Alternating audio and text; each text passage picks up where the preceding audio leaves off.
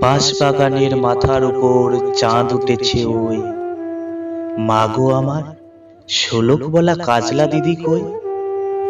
পুকুর ধারে নেবুর তলে থোকায় থোকায় জোনাক চলে, ফুলের গন্ধে ঘুম আসে না, একলা জেগে রই। মাগো আমার কোলের কাছে কাজলা দিদি কই? সেদিন হতে কেন মা আর দিদিরে না ডাকো? দিদির কথায় আঁচল দিয়ে মুখটি কেন ঢাকো?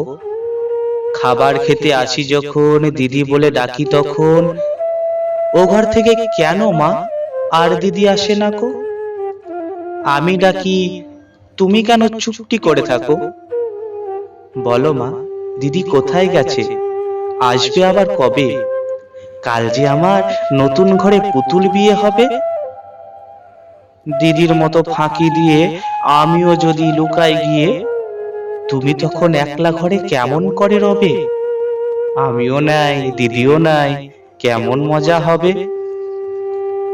ভুঁই চাপাতে ভরে গেছে শিউলে গাছের তল, মারাস নে মা পুকুর থেকে আনবি যখন জল।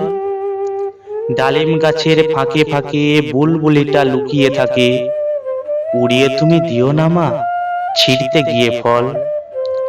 দিদি যখন শুনবে এসে বলবি কি মা বল?